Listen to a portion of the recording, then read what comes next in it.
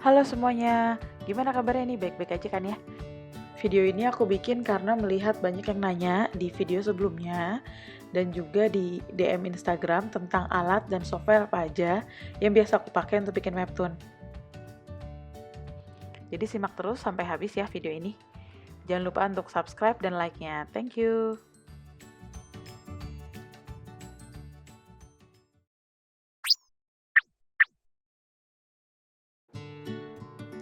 Nah, untuk alat yang selalu saya pakai adalah iPad Pro 10,5 inch. Ini udah jelek banget sih covernya ya, ini udah lama salah. Saya beli sekitar Februari 2018, jadi udah lumayan lama. Beda dari versi yang baru, versi yang punya saya ini masih ada tombolnya, jadi belum full screen gitu layarnya.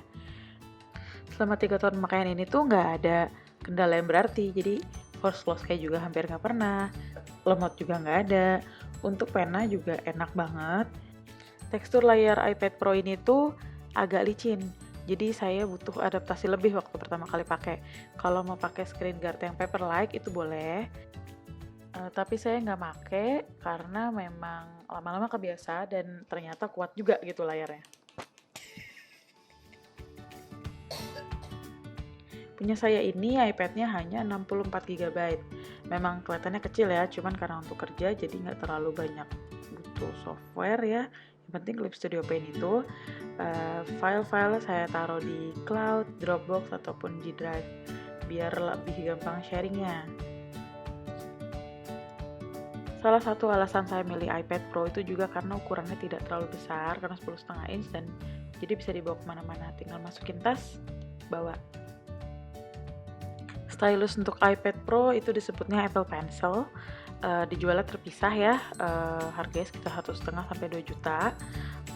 Tapi kurang enak sih sebenarnya kalau dibandingin punya Wacom yang ujungnya lebih besar. Apple Pencil tuh bentuknya lurus, jadi kalau terlalu lama gambar tuh tangan suka agak sakit dan dia juga agak licin. Ada silikon untuk nambahin biar nggak licin dan lebih besar, itu banyak dijual di online shop. Apple Pencil juga ada baterainya, tapi tinggal dicolok aja ke iPad untuk dicas seperti ini. Nanti kalian bisa lihat di barnya itu tinggal berapa persen, atau juga ada disertain kayak colokan mini untuk dihubungkan dari kabel charger ke Apple Pencil. Keyboard yang aku pakai untuk gantiin keyboard aslinya iPad Pro yang dijual terpisah juga, aku pakai keyboard dari Logitech. Selain harga yang murah, ini juga udah cukup kok. Alat yang kedua adalah Wacom Intuos Comic. Saya punya ini udah lama, dari sekitar 2016 mungkin ya. 2012 juga punya, cuman beda tipe. Ini alat yang sangat penting untuk teman-teman yang baru mau belajar gambar digital karena paling simple, paling standar, dan harganya pun tidak mahal. Yang ini tuh bisa touchpad dan bisa Bluetooth sebenarnya, tapi koneksi utamanya itu harus dicolok. Kalau yang ini ada tipe yang hanya Bluetooth aja. Gak enaknya kalau pakai Wacom ini kalian kurang bisa mobile gitu, karena untuk make kalian tetap harus nyolokin ke PC atau ke laptop, dan pas mau dibawa harus masukin semuanya ke dalam tas. Itu cukup berat menurut aku. Software yang aku pilih untuk bikin komik adalah Clip Studio Paint. Ini software yang udah paling lengkap menurut aku ya. Software ini adalah rekomendasi teman dan ternyata cocok buat aku karena garisnya ternyata enak. Terus fiturnya juga banyak, ada brush-brush yang beda-beda. Sebelumnya pernah nyoba beberapa software yang lain, tapi saya ngerasa kurang cocok. Pertanyaannya, software ini bisa dipakai secara free atau harus bayar? Jawabannya itu bayar. Kalian bisa cek di websitenya. Cari aja di Google, ada Clip Studio Paint website. Di sini ada yang free trial dan buy. Jadi bisa nyoba dulu nih dibanding langsung beli kan ya. Nah, software ini tuh bisa untuk macam-macam, jadi nggak cuma ilustrasi atau manga, tapi juga untuk animasi, terus juga ya untuk desain. Animasi sih yang paling oke. Nah, untuk harganya ini di sini tertera sekitar 219 US dollar untuk selamanya. Ada juga $2.49 per bulan. Lebih murah malah kalau untuk yang langsung selamanya. Sayangnya untuk iPad Pro itu harus subscription, setahu saya. Nggak tahu kalau misalnya udah berubah. Jadi sistemnya langganan bukan beli. Nah, nggak cuma untuk iPad atau laptop atau PC, tapi sekarang udah bisa untuk ke handphone juga. Jadi untuk teman-teman yang mau nyoba pakai handphone ya, gambarnya mungkin bisa pakai ini. Bayar sih memang, tapi bisa gratis 3-6 bulan. Nah, ada 2 jenis, yaitu Pro dan EX. Bedanya apa? Ada beberapa perbandingan, yang jelas EX itu lebih lengkap dan lebih mahal. Kalau yang untuk EX itu memang bisa multi-page komik, jadi bentuknya udah kayak bisa buku kalau misalnya memang untuk cetak, sedangkan Pro itu belum. Untuk animasi juga frame-nya Pro lebih sedikit dibanding EX. EX itu bisa unlimited. Nah, untuk convert image 3D models itu di EX bisa, di Pro nggak bisa. Kalau yang lainnya hampir sama semua sih ya. Nah, kebetulan saya itu ada dua-duanya, ada Pro, ada EX. Untuk di laptop aku pakai yang Pro. Di sini aku mau liatin bedanya apa tampilannya ya. Sebenarnya hampir sama, cuman ini kalau settingannya kayaknya masih Pro yang lama karena aku juga jarang update. Nah, untuk di iPad dan di iMac aku ini pakainya yang EX yang lebih lengkap. Untuk bikin kanvasnya sama ya, dan di sini bisa dilihat lebih lengkap dan udah update. Jadi ada fitur khusus untuk webtoon sekarang. Ini untuk gambar dan ini untuk buku. Animasinya juga frame-nya lebih banyak. Terus di sini kita lihat ada record time lapse. Kalau misalnya kalian mau nge-record proses gambar kalian dan dimasukin ke Instagram, itu bisa langsung di sini. Nah, ada tanda seperti keong gini ya, tandanya Clip Studio Paint ini untuk buka macam-macam. Kalau untuk EX itu bisa yang namanya Manage Works.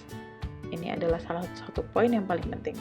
Di sini ada akunnya, ada jumlah koin dan lain-lain. Di sini bisa juga 3D untuk di EX. Jadi saya belum pernah pakai sayangnya. Jadi ntar mungkin suatu hari saya akan bongkar, belum saya lihat-lihat ya. Nah, ini yang saya bilang manage work, ini salah satu yang paling penting di CSP. Jadi saya bisa connect antara iPad dan iMac. Jadi filenya bisa sharing di cloudnya mereka. Ada tadi tanda awannya ya, yang biru itu tandanya belum di download. Kita lihat yang di iPad juga sama, ada lambangnya seperti itu. Kalau merah itu tandanya berarti ada yang harus diupdate atau ada file yang kayak harus di download kayak gitu. Dan ini juga tampilannya mirip.